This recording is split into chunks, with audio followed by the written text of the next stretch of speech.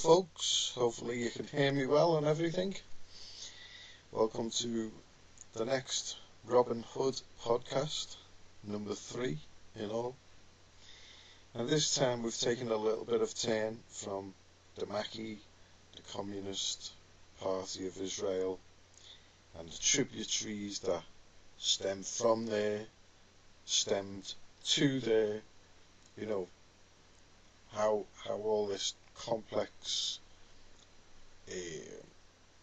network of systems that is used from Israel, who's everybody's friend, every government is friends with them, right down to the kernel of the communist push.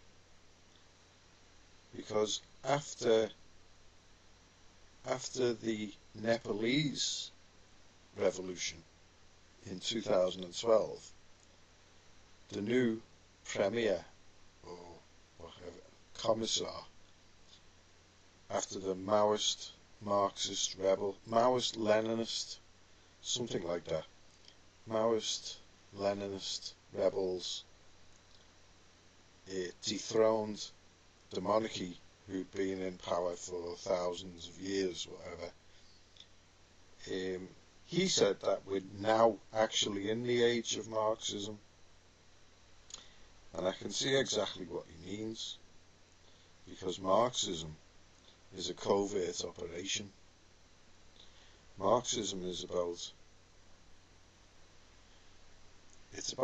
showing one face but having another face behind the mask. So we can see how Marxism has bled into capitalism, albeit, let's say that capitalism isn't necessarily a bad thing when we capitalise on agriculture, capitalise on farming, capitalise on fishing. We look after our commodities so that we can capitalise on them. That's it's a pretty protective system. It's a distributionary system. It's both local, national, and even international, in so much as that if we can only grow certain things in one place, or if we can only manufacture certain things, like in quarries, if we can only get certain things from quarries and mines and stuff like that, then it's in the interest of places what can't mine and can't quarry those things that actual trade can take place.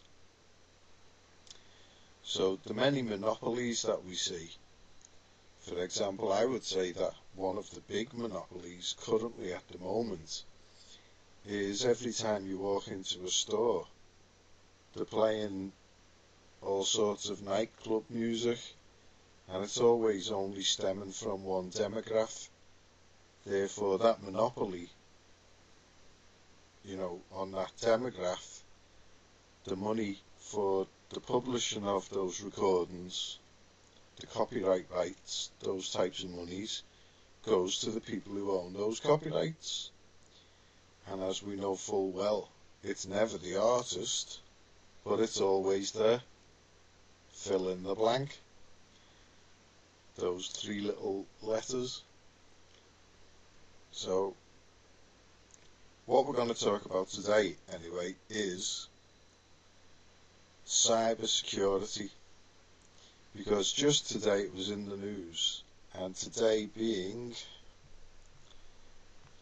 Wednesday, April the 21st, 2021, and it was in the news today that the Bitcoin is plummeting, the value of Bitcoin is plummeting, because the cozy relationship that the banks have with all of the national governments is being not so much threatened, but there's at least a chink in the armour.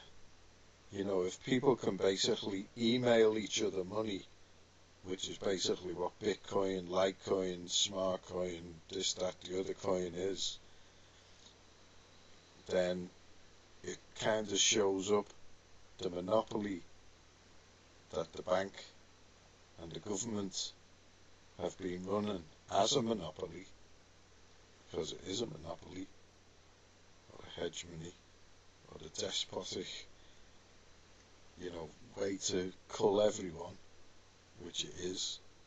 Some call it communism, I call it whatever, was one of the famous quotes by one of the rabbis, wasn't it?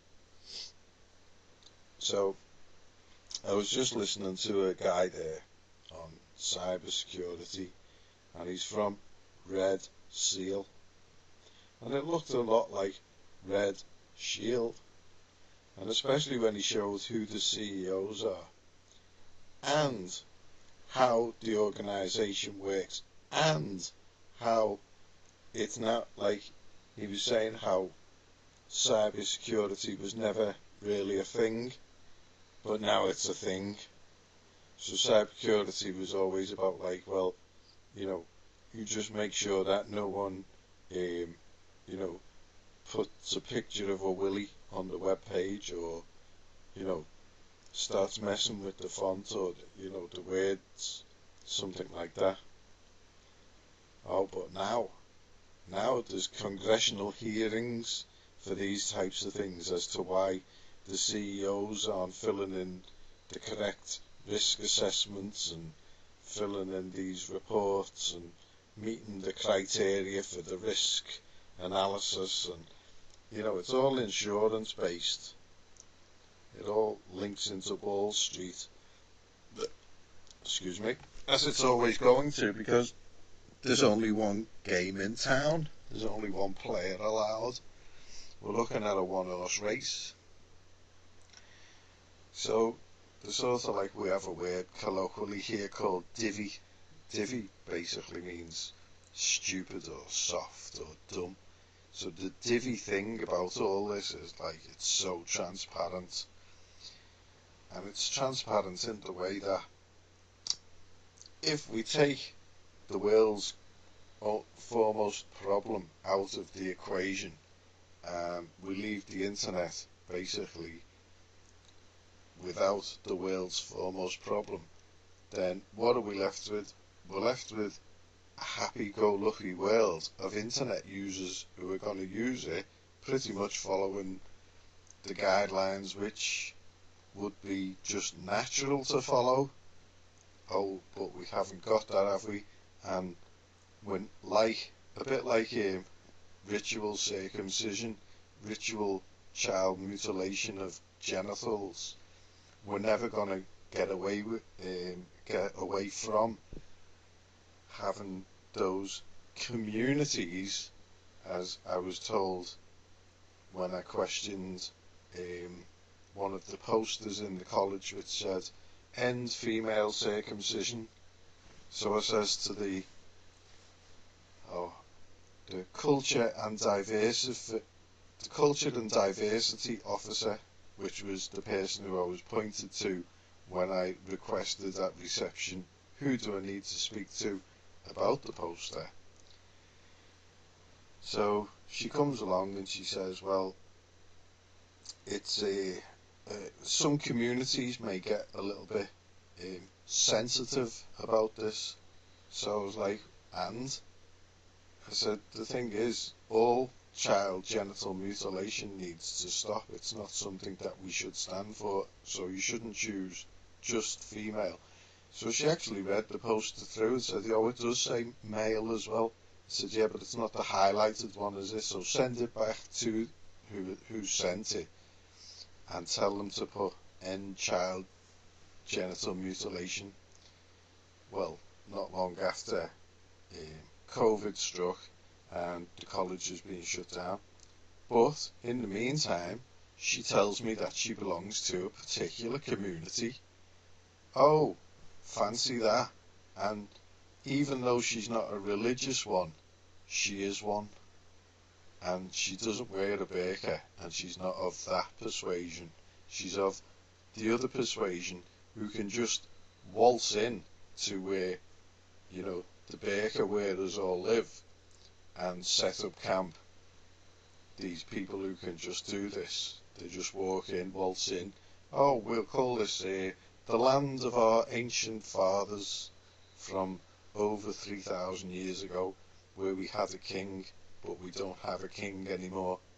Not that that's of any significance, because no one's going to notice, and even if they do notice, Meyer Lansky, who teamed up with the US government, has seen to it, along with Stalin, that these things will never be questioned, along with Churchill as well, obviously. So even if the questioning was brought, then the answer is going to be gobbledygook, which is much like the cybersecurity that I'm hearing from watching. I mean, I've watched a few cybersecurity ones. It was just this one was really sort of higher level one, right up to the minute in the industry type video, you know. It was called a podcast. It was a FutureCon, and it was like, oh, so you've got like CyberCon, FutureCon, ConCon. Let me think of which word tends to be getting bandied about here a little bit. Is it con? Is it a con? Oh, it's a con. It's yet another con. So the transparency is so blatant. I mean, in England we have here what's called a pantomime, and in every pantomime,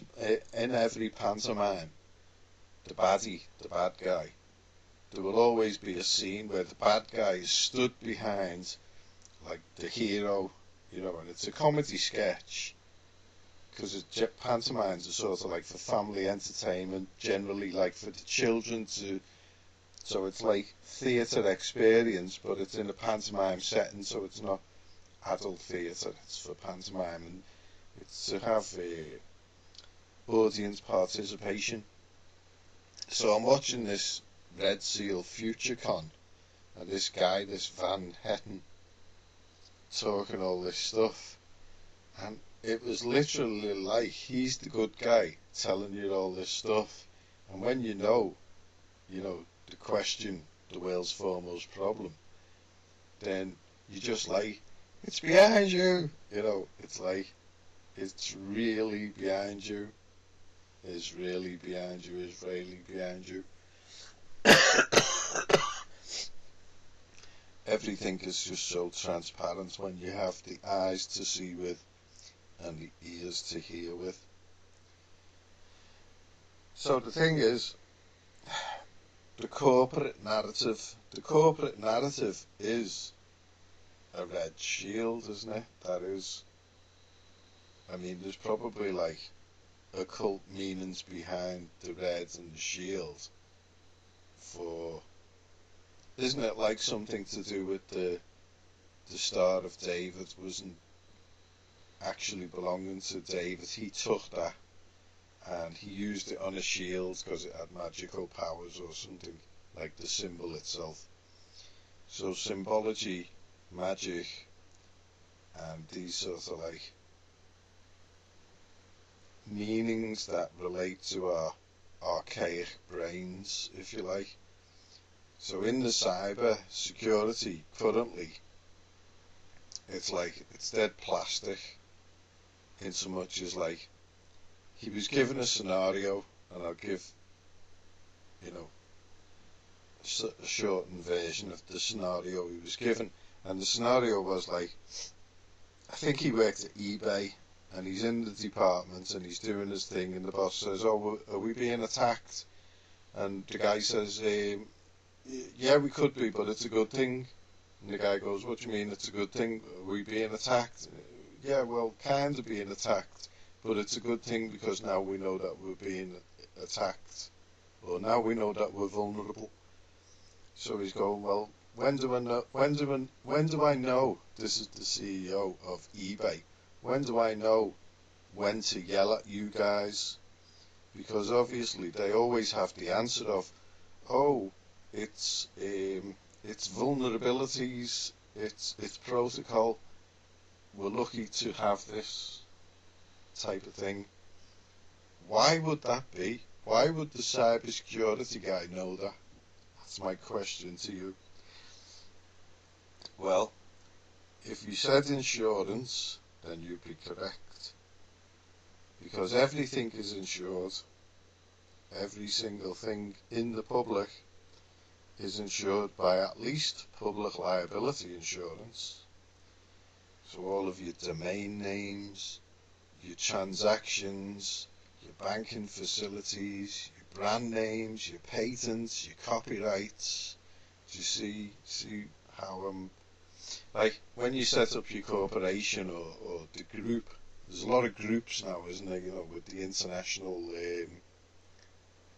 way of corporate structure, multinationalism. They have to be registered in a particular country, and a country, when it comes to corporate policy, a country is a jurisdiction. So the jurisdictions are the law sort of relating to the tax events. So that's the insurance that the government then gives to the corporation as to how the government can intervene when it's it's receiving monies for all of this protection that it's going to garner to the corporation. And this is why in many ways the multinationals don't really pay any tax, because they don't need that protection. They're all in the offshore banking facilities, so they can't relate to the reasoning for these insurance purposes that the government would be asking the taxes for when you're doing, in contrast, when you're doing your daily business and you're having to pay your tax returns, your insurance premiums, why are all the things that every single thing that you buy is basically going to be 90% insurance, in so much as that it's insuring the investors, so it's actually reinsurance. And there was an interesting article out on Forbes just today, and I only briefly looked at it, but basically it was talking about the UK government, the Chancellor of the UK, of our occupied government here, occupying government, the Chancellor Rishi Sunak, the Indian from Africa, who's managed to jump the queue and become Lord Chancellor at the behest of another alien, Boris Johnson. So they're calling it's a cryptocurrency for the UK.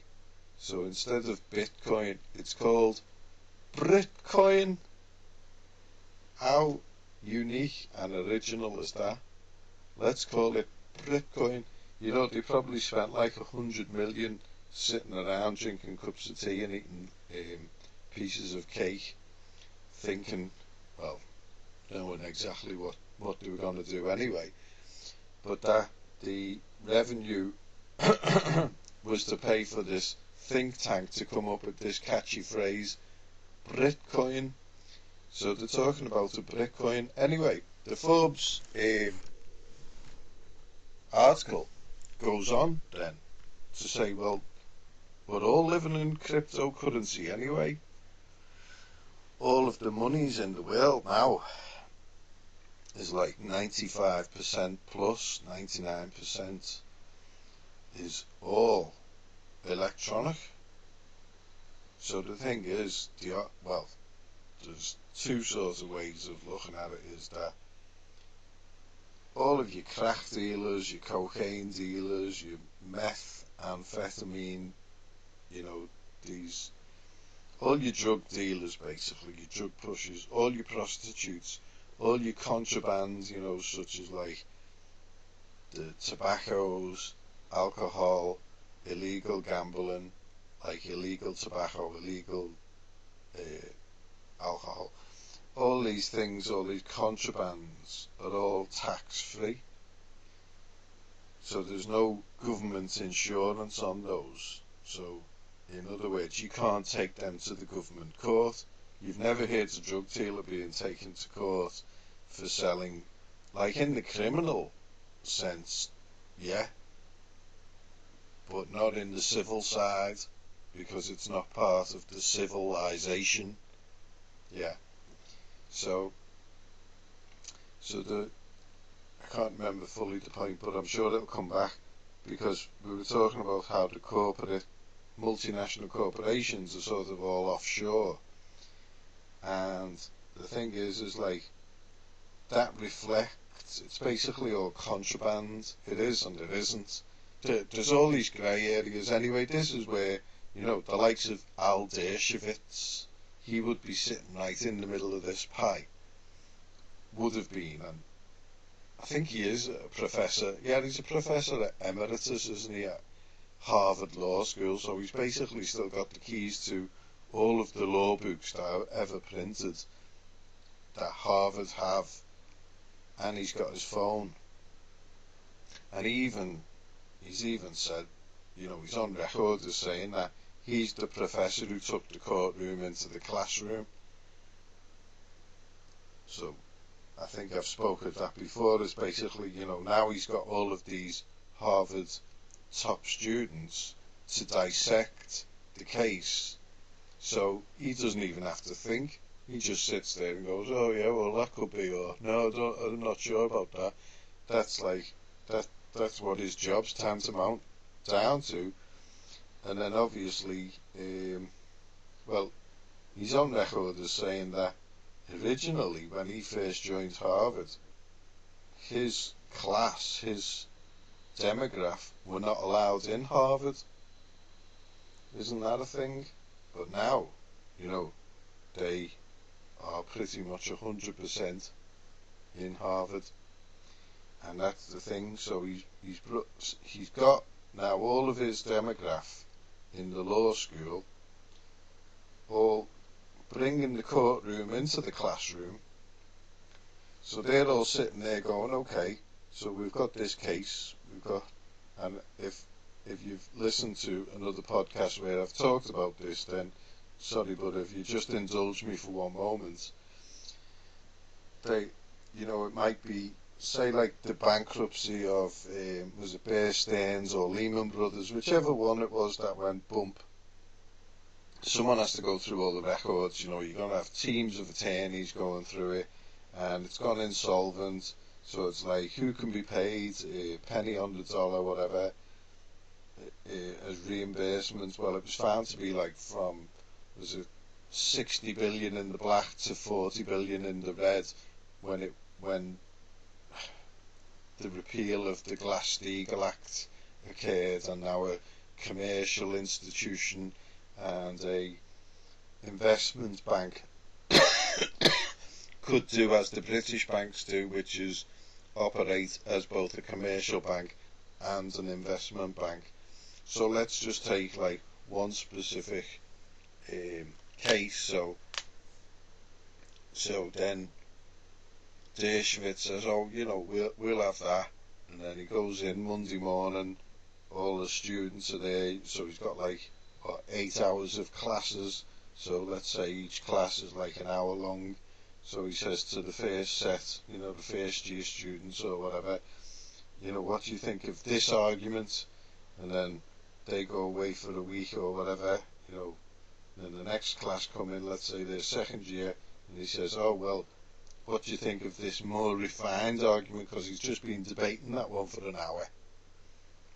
So now it's more refined, and so he just keeps on running all these court cases. Like, he's made Harvard Law School into Harvard Law Firm, his own personal law firm for his demograph.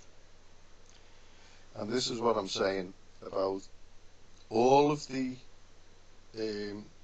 idea of this contraband, because that, he's an alien himself. As he said, Harvard didn't accept his demograph. Now they do, and it's basically 100%.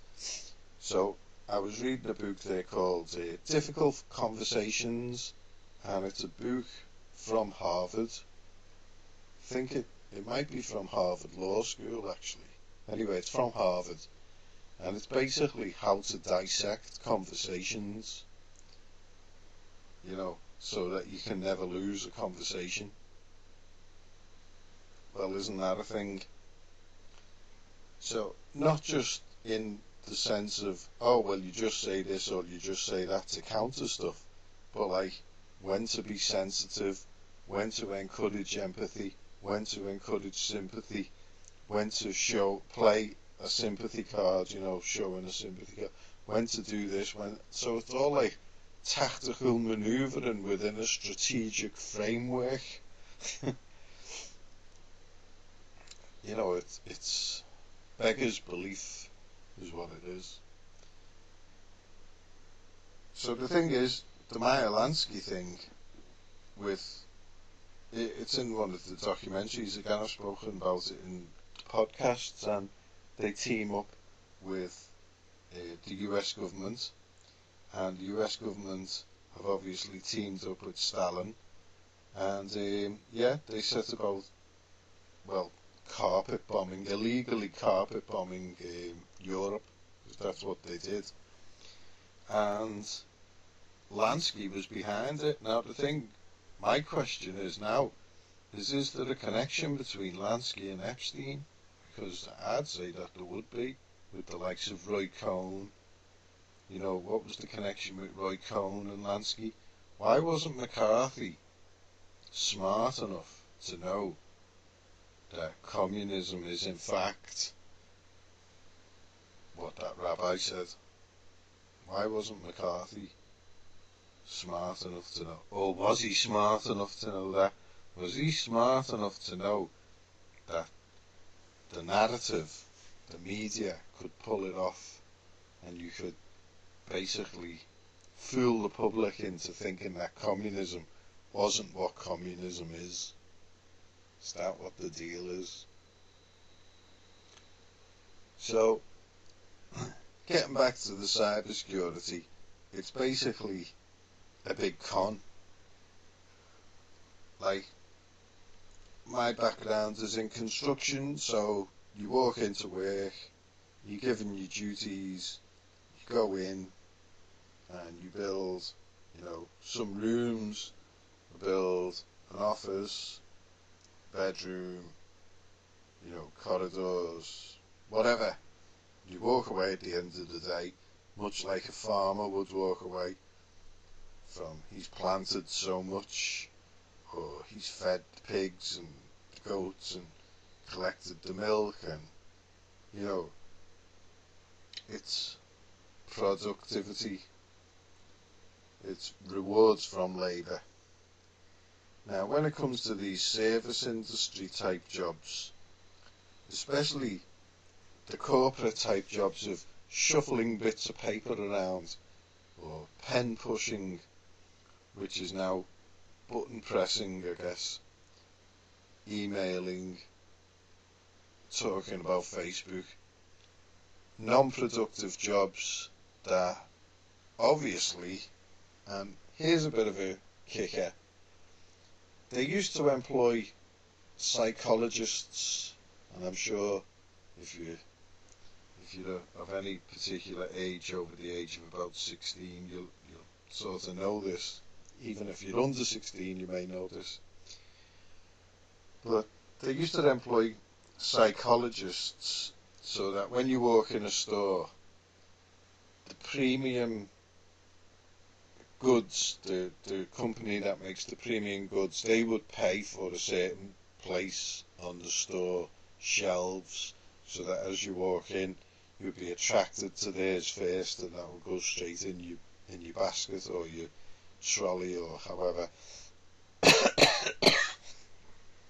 So this was supposed to be protecting the economy, making the economy boom.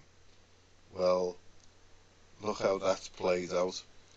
And not only before COVID,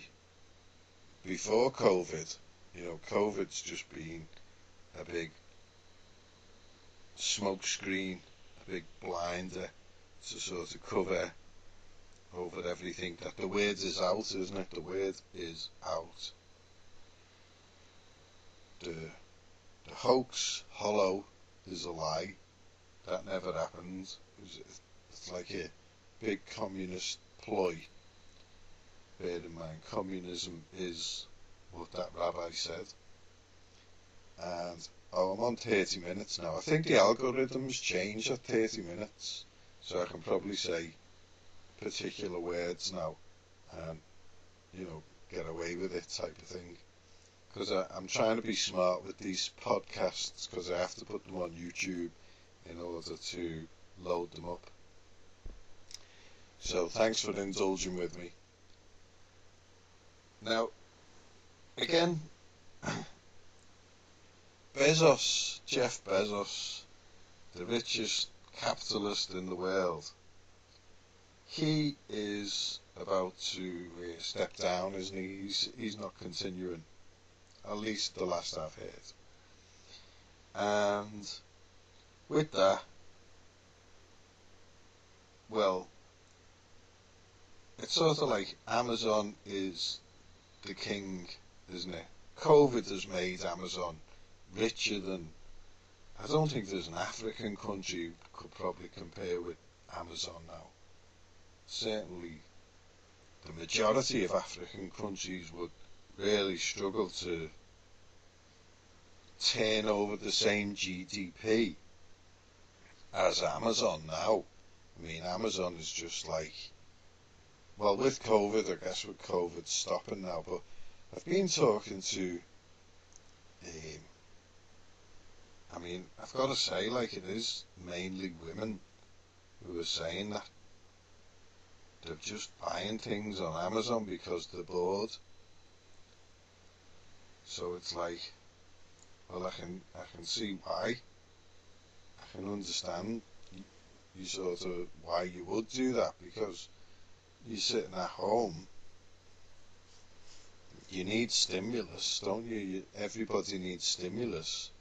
I mean, myself, I play guitar, I read, do the podcasts, follow who I can when I can, go on the internet. So I'm often active and busy in the sense as like there aren't enough hours in the day. I'm not sitting looking at the computer screen going, ooh, pink curtains or green shoes. I haven't got green shoes. I'm totally not having to go at women. I think women are amazing. But what I am having to go at is the people who are running the society, the economy. There's no protections on the internet for these types of, like, Betfair 365. The businesswoman who runs that, a British woman, she makes 1.2 million a day. So her earnings are capped, and I've spoken about capped earnings before, and it works out like 412 million a year. So she has to pay 50% tax, 52% tax or something. So that's easy money for the government, isn't it? So she can't do offshore banking, or at least that I know of. No doubt this happened with the Spice Girls, David Beckham. It's happened with lots of people, is that the accountants come in and say, look, we can cut your tax bill, you just need to go abroad for a year.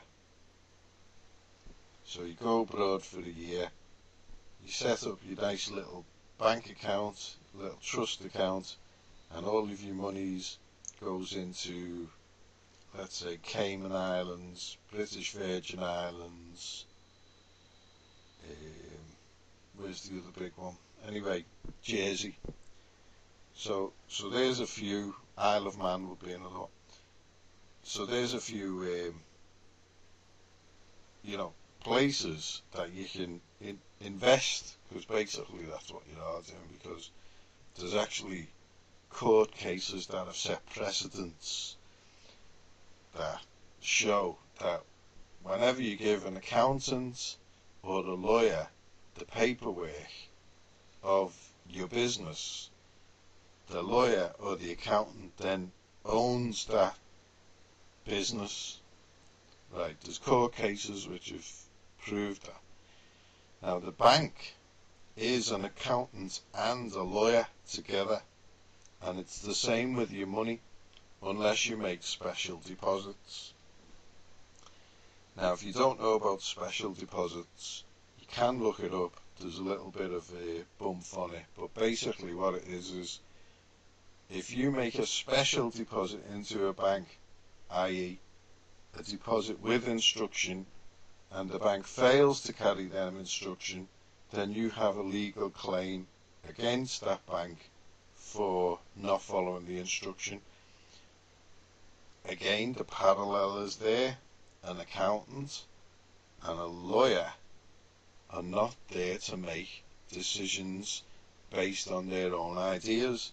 They're there to be instructed, and instructed means that when you tell them what to do, when you tell the accountant what to do, when you tell the lawyer what to do, he has to tell you if that is a viable option. It's not that they can dictate to you how the law works or how your money is supposed to work.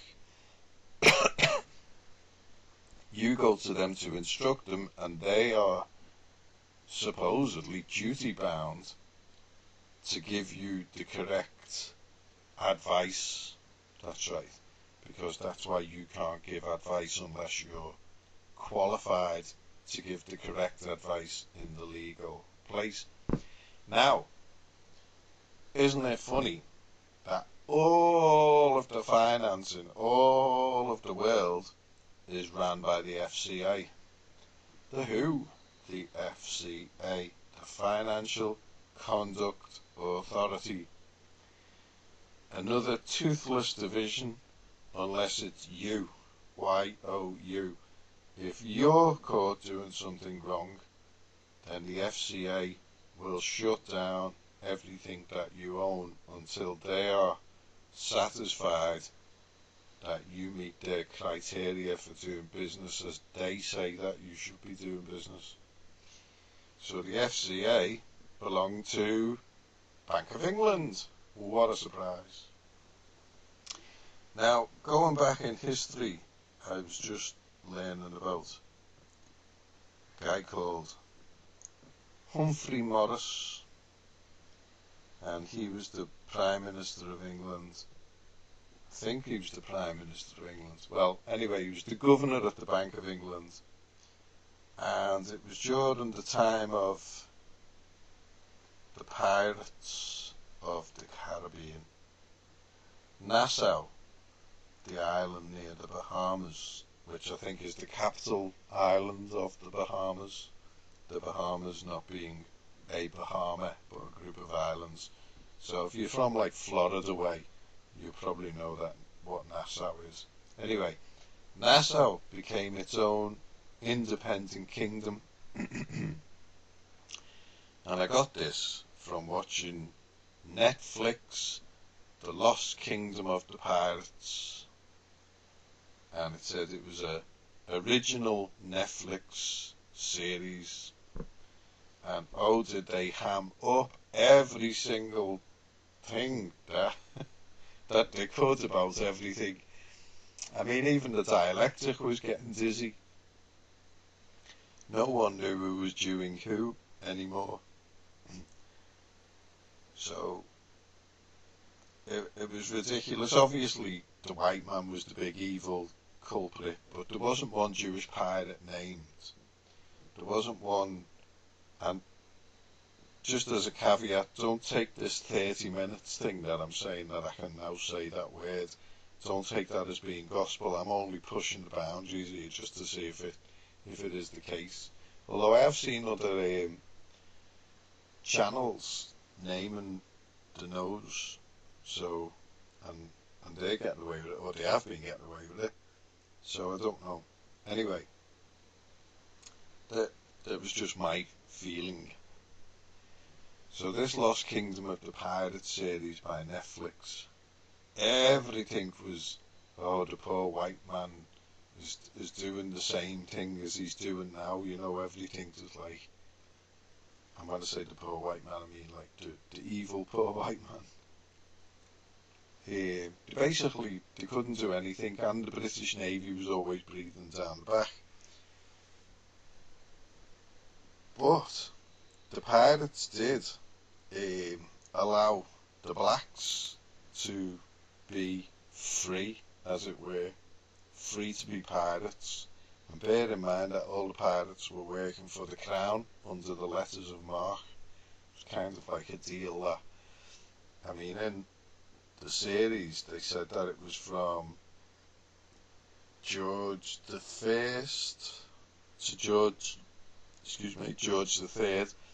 But I've seen the letters of marque with it, unless it was the letters patent, which was for the privateering from Elizabeth, Queen Elizabeth I,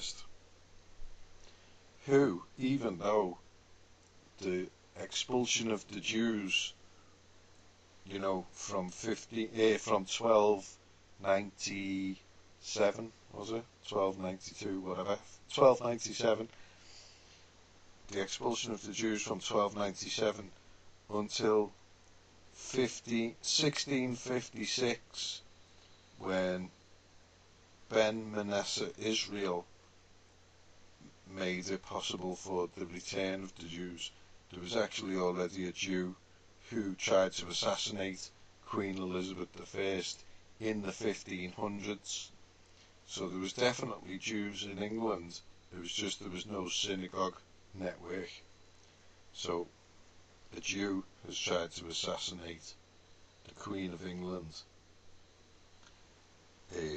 And it was really weird because, like, the Queen of England,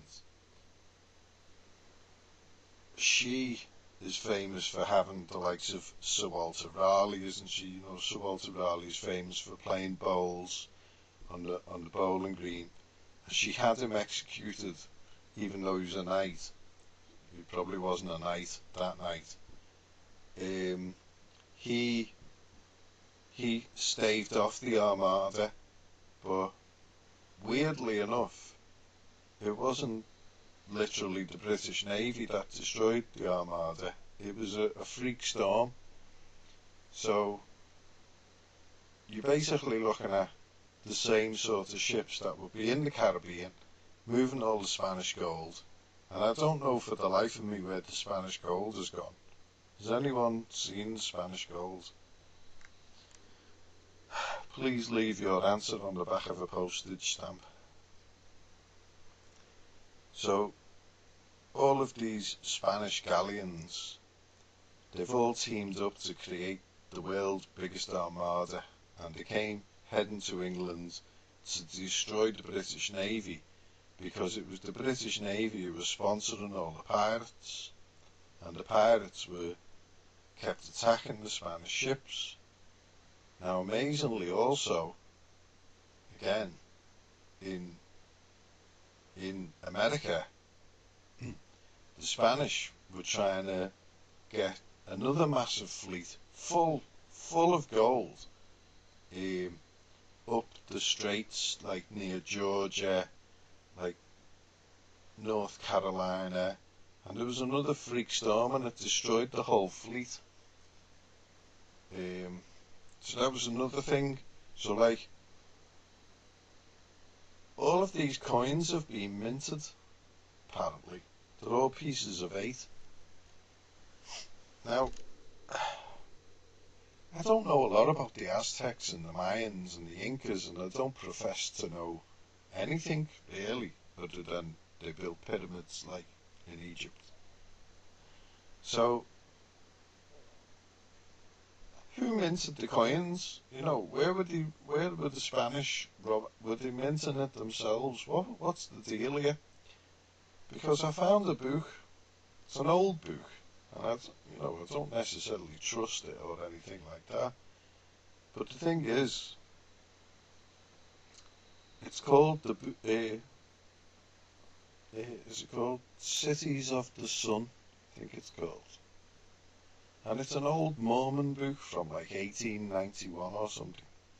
It's a bit weird, because it's talking about it all being white people in Central and South America, and that there was all these wars between like darker people on the white people. So I don't necessarily, well, I don't necessarily trust the source, but there's no smoke without fire, is there?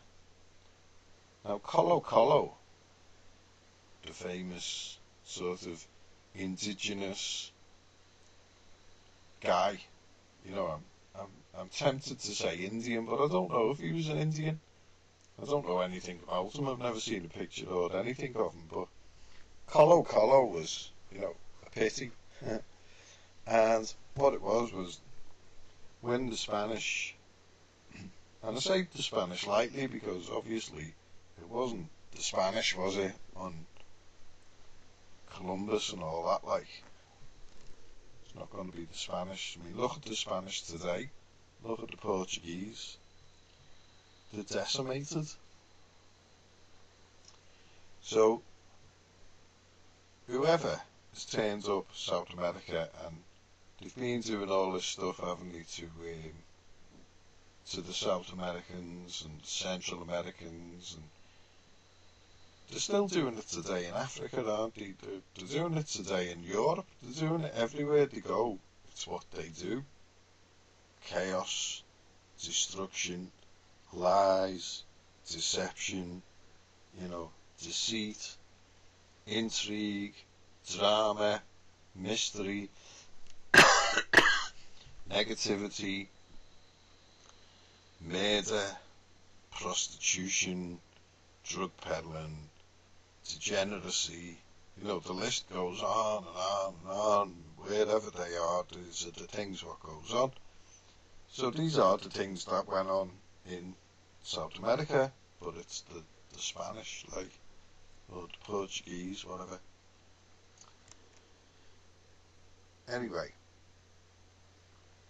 in Chile, where Colo Colo is from, they managed to hold out for about 300 years, the tribe, and I don't know if it's the Chicanakawa or something, whatever that tribe's called, who can run, they can run for miles, you know, they can just do like marathons during lunchtime.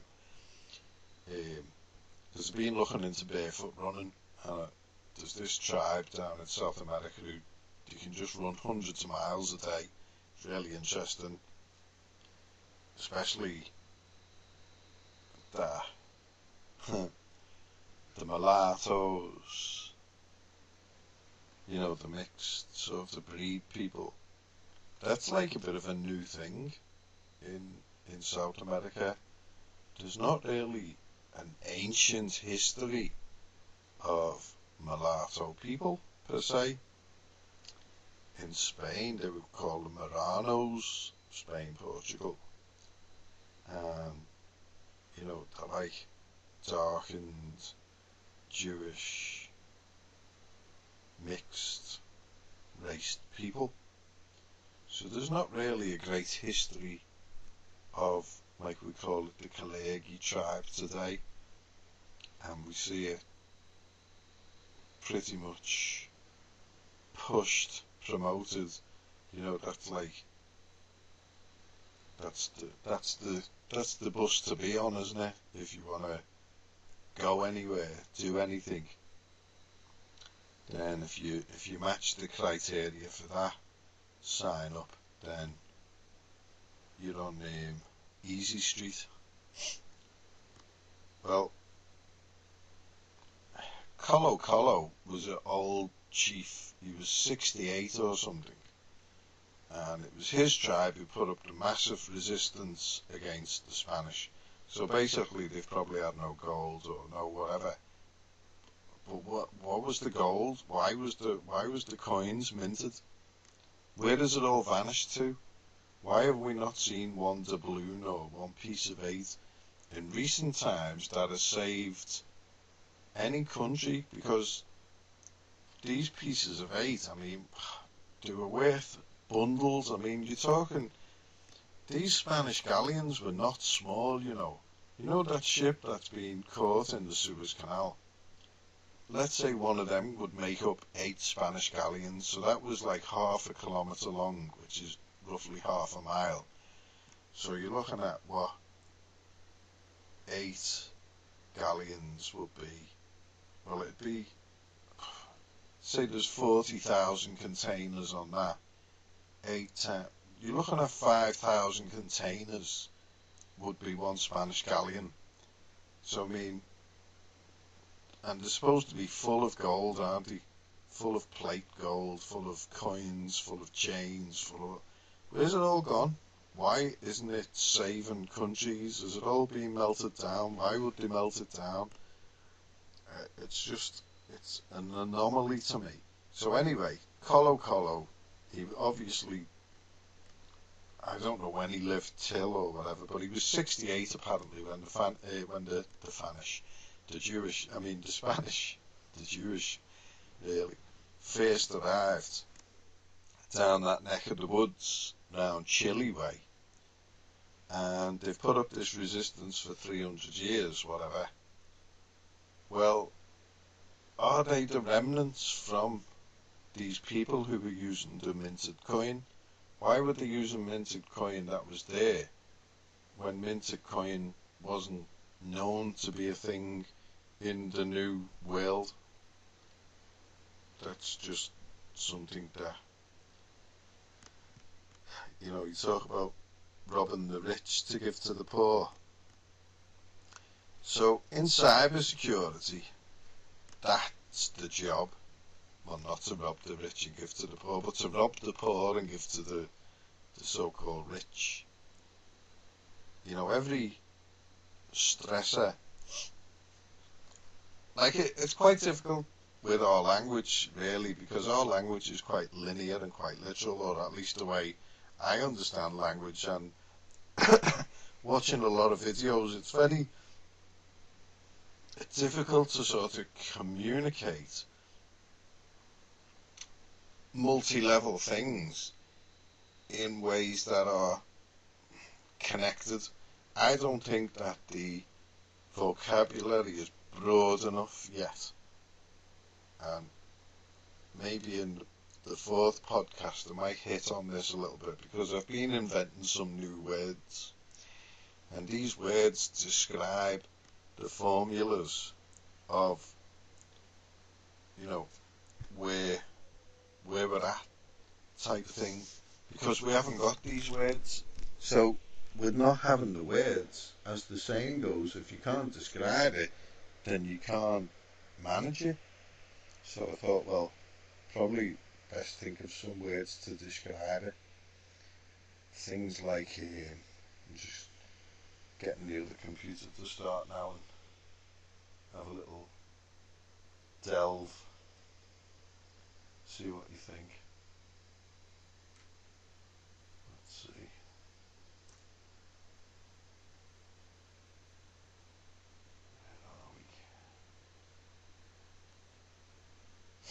I mean, it's quite interesting, really, and I'd encourage people to explore it further. And I kind of got the principle a little bit from,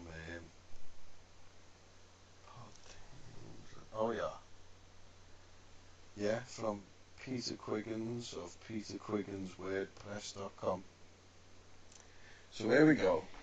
Got words like Goylish.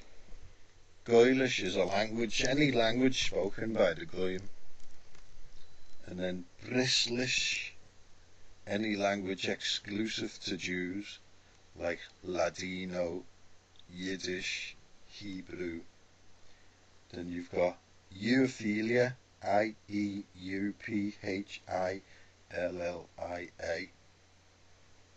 Oh, just one L, sorry. So a socio and psychopathic bent on destroying the virtues of being... I've messed that up. Socio and psychopathic bent on destroying the virtues of being of the Western culture. And IEU in Euphilia is from the Latin for Jew. So then you've got Brisphilia, Brisophilia is the love of child genital mutilation. And then you've got side gob, blatantly spitting in the face of constituents in a political sense. And in racial politics, like, so it's to do with like the dialectic, you know, the flip-flop politics that we see in everyday life these days. They tell you one thing and they mean exactly the other. That would be the side gob, blatantly spitting in the face of the constituents. So politbait from polit and masturbate, the obsessive lying of sold out politicians. Zyobate, the obsessive lying of sold out politicians for Israeli interests. Ubate, IEUBATE, the obsessive lying of sold out politicians and corporate flunkies for continuing Jewish supremacy. Synonym, Jew hate. Jewarchy, a cruel, covert criminal empire. Synonym, that was euarchy, so a synonym is Jewarchy, Zioarchy, and criminarchy.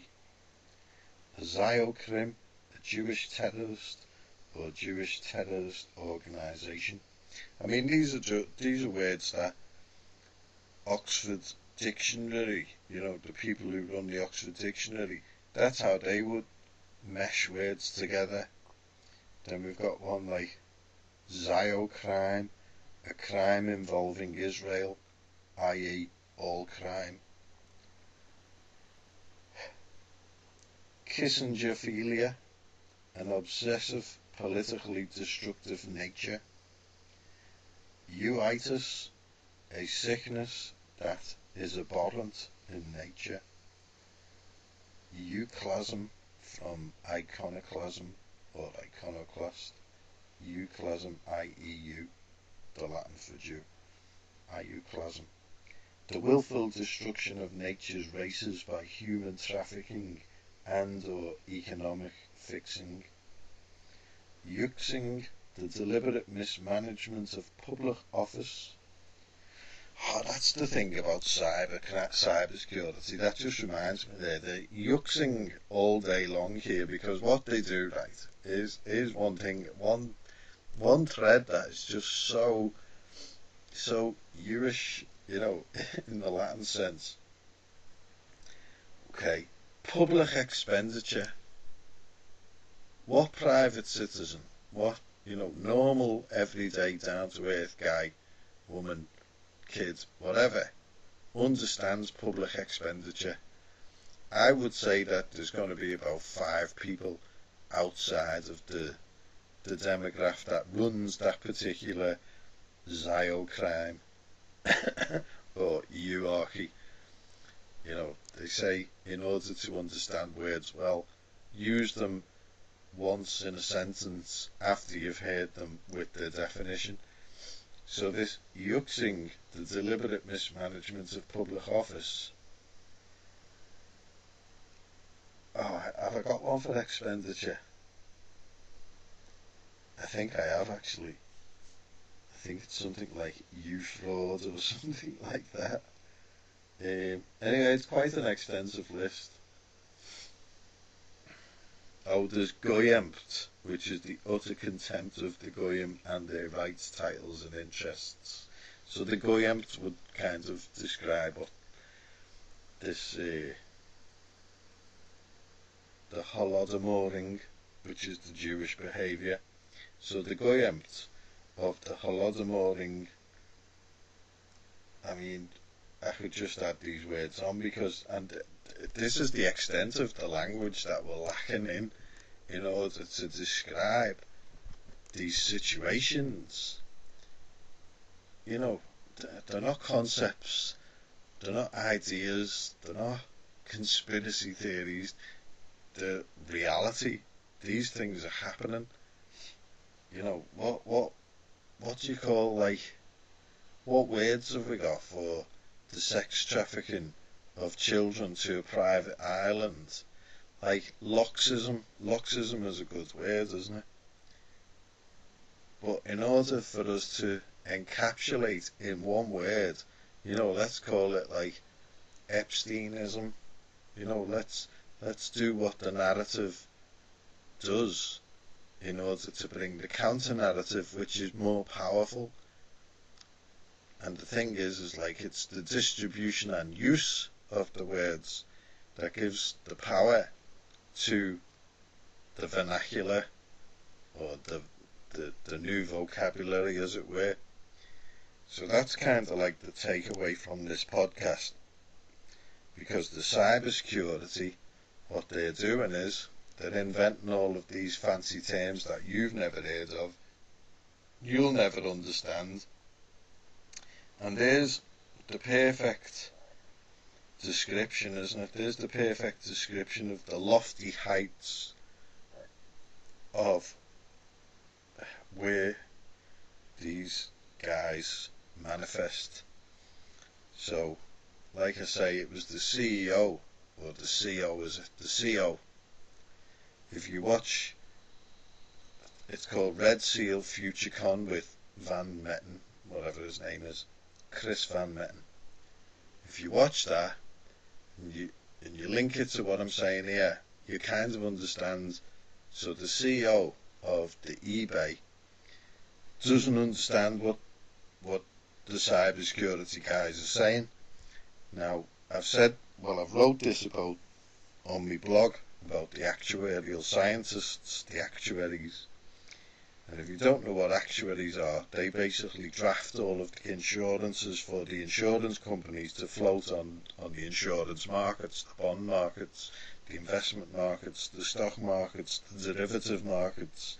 You know, everything's insurance. And my background is not insurance per se, but it's about understanding how insurance works. But when I heard what an actuary was, I was like, oh my God, that is the thing I need to know. The thing I need to know is, why didn't I know? It's been around since Roman times, the actuarius. So, again, I'm trying to get across that the matters are, like, the cybersecurity, they're looking to get into the public expenditure. What's happening is, as with the actuaries, they couldn't understand the programmers. So the programmers couldn't understand the actuaries because, you know, never the twain shall meet. Actuaries are like, takes 21 years to be an actuary. So imagine being like a little Antifa programmer working in Silicon Valley, and then you go and talk to this guy who only deals with people from Wall Street, and they're like, it's just like a deathly silence in the room. And the actuary might say, like, well, what I need is to lay out tables of contingencies. But he can't say that, because he then gives the game away of how to be an actuary, because it's literally that simple. So the programmers need linear, don't they? They need linear, what's it called? Logic. So this is why, like, programming is like dead dangerous, isn't it? And this is why I think cybersecurity is coming in. Cybersecurity is not about hackers. If it was about hackers, then you could understand that cybersecurity would be paramount, but cybersecurity isn't paramount. Hacking isn't real. In case you didn't know, hacking is not real. Hacking is a Mossad operation, because only that level and that's what I was saying there, only the CEO of eBay would be able to talk to these cybersecurity guys and still be talked back down to. Do you see what I mean? So the thing is, you try and get into hacking, right? Let's see how far you get. You know, I follow George Hotz, and he's quite funny because he hacked a car and took over the driving of a car. He hacked the Apple iPhone when that came out, and they said this phone is unhackable, and that was in the morning, and by the afternoon he'd hacked it, and he was like some kid on Adderall when he was 14. So the understanding of children and programming, it's superseded now what programming was basically built for. In so much as like programming is to communicate with the machine, to relay instruction for application, basically. So that's been seen to be like a flawed ideology for Mossad and the people who run Mossad, you know, the hierarchy. Now, the thing is about this cybersecurity, what they're trying to do, and given that eBay themselves, they can't even hold to account these cybersecurity guys, Ray Rothrock, Mike Lloyd type people. They have to have now the excuse. Now cybersecurity gives them the perfect excuse, doesn't it? It's like controlling the opposition. It's the dialectic being played out again. So all of the core, like let's say I start a company and I go into partnership, you know, with Jim down the road, Tommy across the street, and Bob around the corner. So we become like, you know, the Robin Hood Consortium, and we started off in the 1980s when computers were just starting, and we sell fertilizer, you know, for want of a better metaphor. We sell fertilizer, and that fertilizer now has become dependent on our use of IT. The office is run on IT, bankroll is run on IT, orders are run on IT, everything's coming through the IT. So cyber security now actually begins to mean something. Some of our orders have been getting hacked. Some of the transactions from customers haven't been making it to us, and therefore they haven't been getting the goods, and we're losing reputation, blah, blah, blah. Can you cotton on to where this is going? So next thing, this happens to not just our consortium, Robin Hood Consortium, but it happens to Apple, IBM, you know, it can happen to the NHS, it happened to, and who was head of cybersecurity there? Oh my God, it was one of the mutants from Israel. What a surprise. That was a big thing, the NHS hacking. And what have they just had? The SolarWinds thing, haven't they, where the latest thing is Joe Biden is putting sanctions on Russia. So cybersecurity is becoming the new North Korea, as it were, the new scary monster. We've got the new scary monster, let's run with it. So cybersecurity is going to be a big one. And obviously cryptocurrencies is just hitting the wall, as it were, even though a Bitcoin is worth 38,000 today, you know, that was a few hours ago. Maybe it's only worth 16,000 tomorrow, or 24,000. Maybe it reaches 42,000. The numbers are arbitrary. The dialectic is what's important. And the dialectic is working into the cybersecurity, which becomes like a case in point of what's the old saying? money's not worth the paper it's written on. So the value, and this is where things like deflation have come in. You know, it was really funny because Peter Quiggins, WordPress.com, done a great article on deflation, and it's one of those articles that just that one word is kryptonite. Like, it just, like, some of the blogs on there are immense articles, so you should read up on that blog. But just that one word, deflation,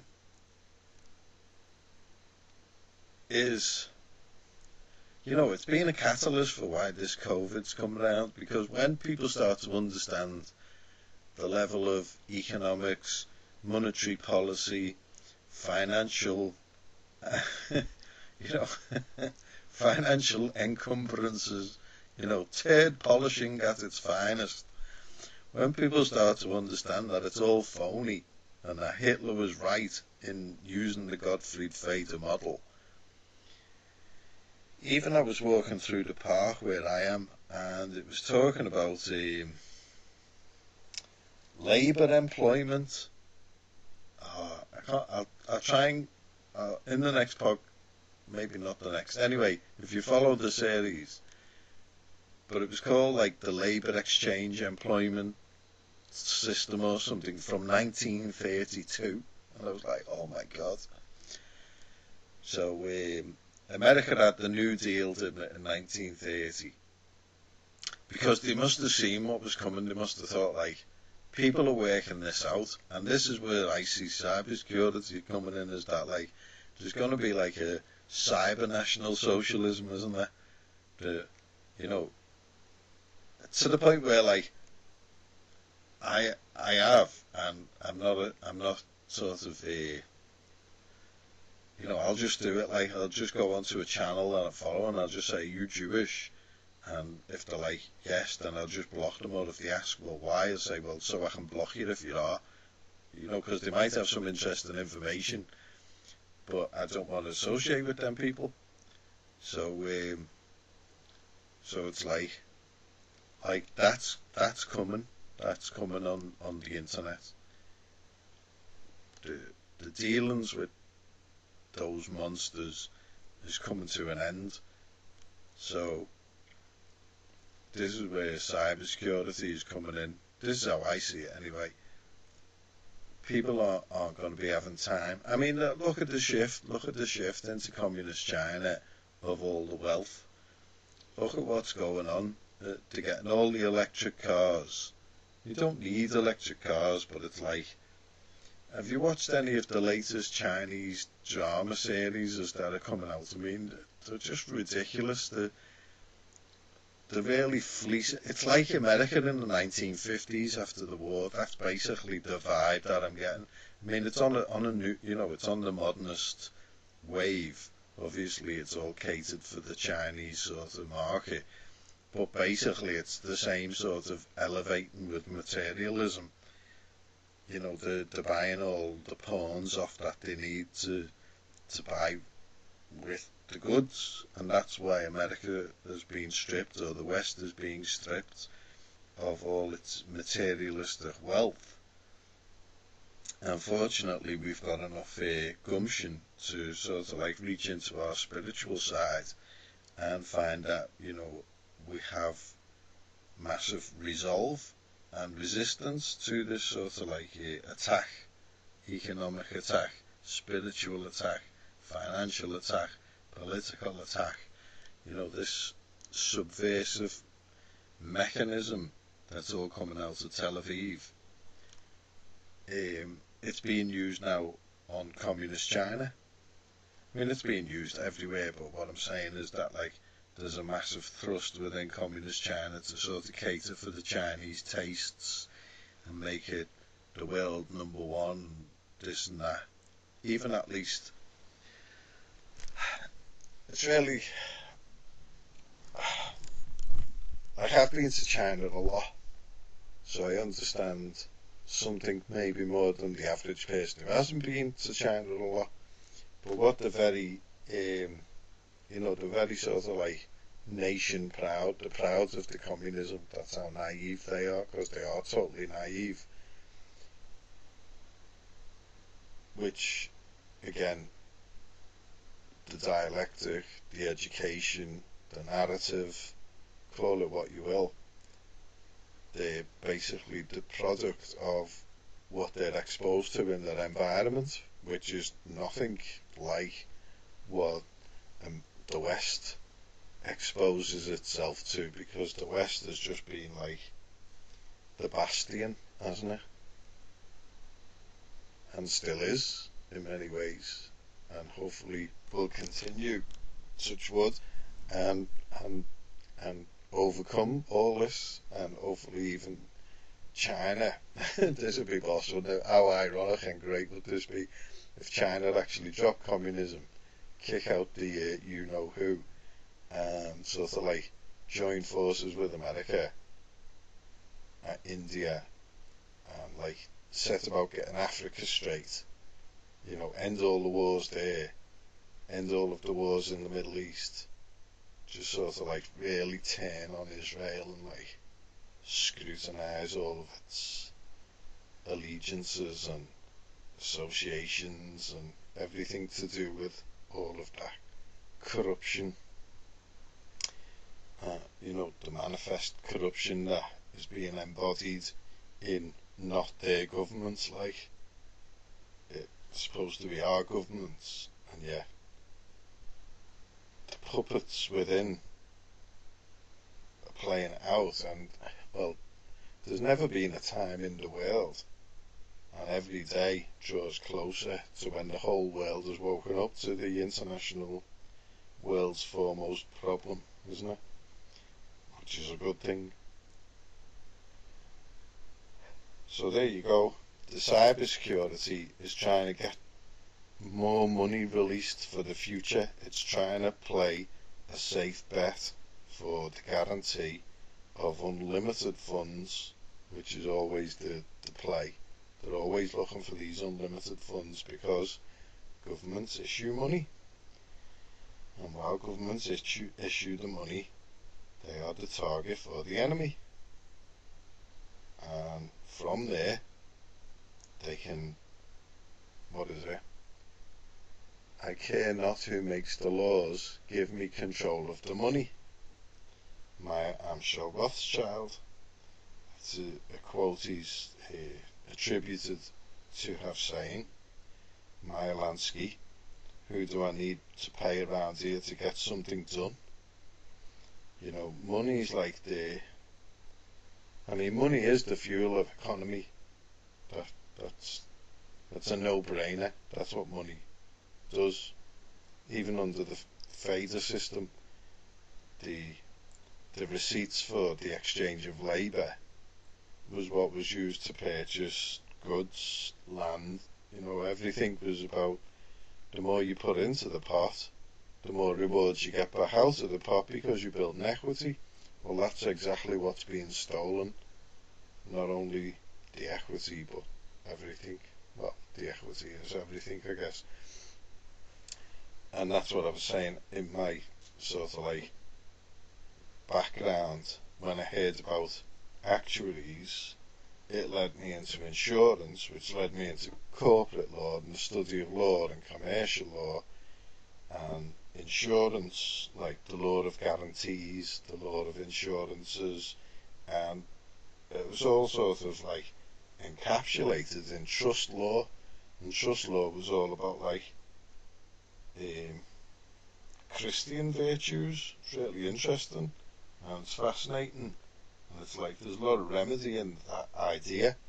And when you see who has been involved in trusts and equity, and like Sir Thomas More, whose head was decapitated by Henry VIII, who actually brought a load of Jews over from the Lombardy banking system in Italy, disguised as minstrels playing, you know, musical instruments, so that he could